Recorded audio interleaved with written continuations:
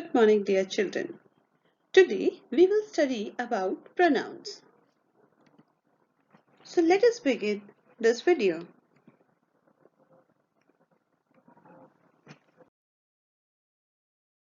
Pronouns. What are pronouns? All words which are used in place of noun are called pronouns. That means for removing the repetition, we use some of the words and replace noun. These words are known as pronouns. For example, I, you, he, him, she, they, etc. These are the examples of pronoun. Now there are 7 kinds of pronouns. Personal pronoun, reflexive or emphatic pronoun, demonstrative pronoun, interrogative pronoun, relative pronoun, indefinite pronoun, and distributive pronoun. Let us read them in detail one by one. Personal pronouns. The personal pronouns take the place of a noun in a sentence to avoid repetition. So here, personal pronoun replaces a proper noun. That means if a name of a person is coming again and again, so for that person we use personal pronoun.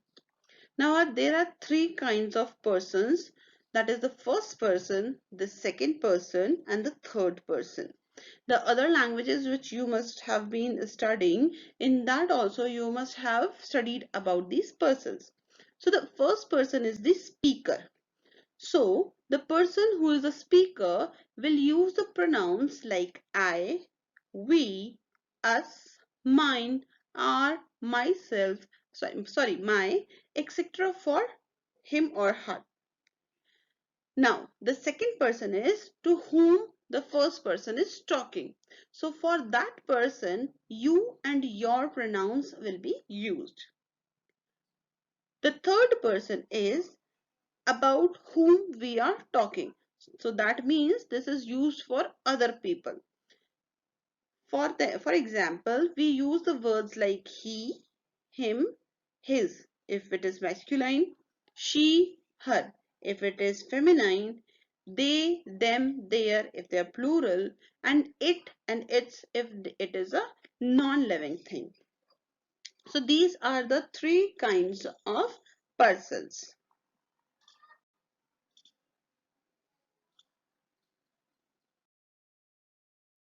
Now the next one is reflexive or emphatic pronouns. Reflexive pronouns are words which end in self self or selves selves. These are used when the subject and the object of the sentence are the same. So you need to understand that reflexive or emphatic pronouns are those pronouns which end with self or selves. Self will be used with singular pronouns and selves will be used with plural pronouns. So where are these reflexive or emphatic pronouns are used? So see, as the name suggests, reflexive means that they reflect towards something, that the action reflects towards something. Or emphatic pronoun if we'll have to put some focus on something, put some pressure on something. So at that places we use reflexive or emphatic pronoun. Let us see one example. She hurt herself. So here the subject and the object of the sentence is the same person, that is she. And what she did, she hurt herself. That means the injury was done to her by herself only. So here we are reflecting the action over the doer of the action. So some of the examples of reflexive or emphatic pronoun are myself, yourself, himself, herself, itself, ourselves, yourselves, and themselves. Demonstrative pronouns.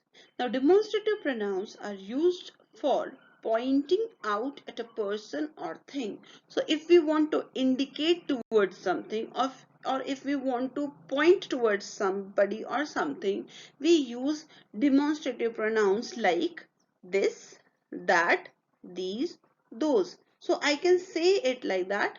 This is a lion. So I'm pointing towards this lion, and this becomes the demonstrative pronoun. Now comes the interrogative pronoun.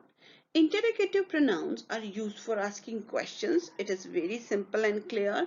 Some examples are who, whom, whose, which, what, etc.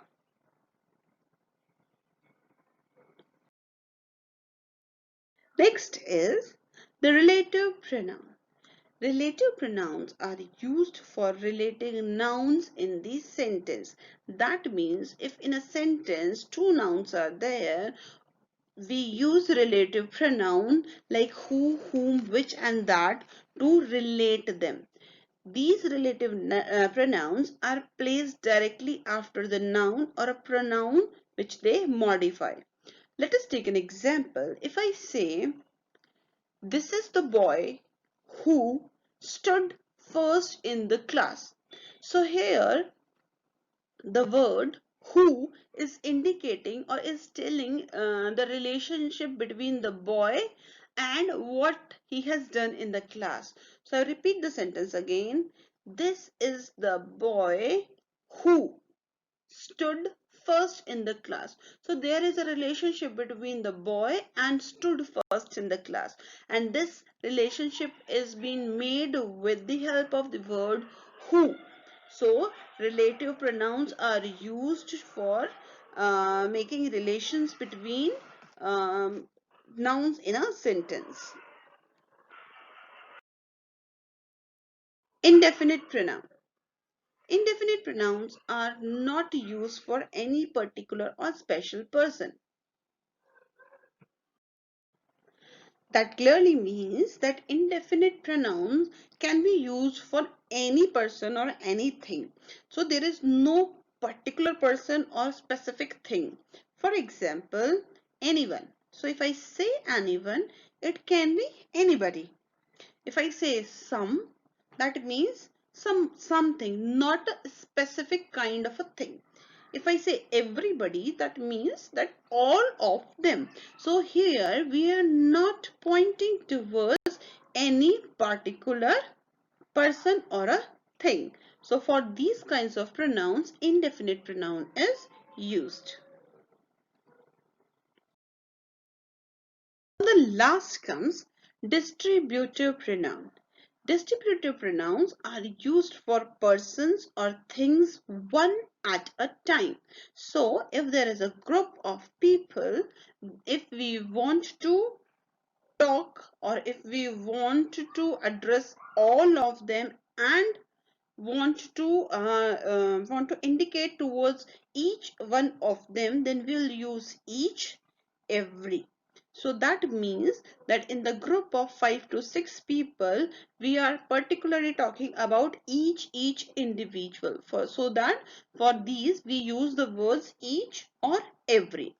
Now comes the words like either or neither. Some people also pronounce it like either or neither. So this either and neither means, see, either, E-I-T-H-E-R, either means if we are having two choices, so we will use either. That means either red pen or black pen. So that means either I will use either the red pen or the black pen. So I'm making choices between the two things. So I will use red pen or black pen. In the same way, neither means we are not making any of the choices between the choices given to us. So if I say neither red pen nor black pen, so that means I don't need red pen, I don't need black pen. So either is used to choose one among the choices and neither is used to choose nothing among the choices. That's all for this video. I hope you have understood distributive pronouns. Thanks for watching.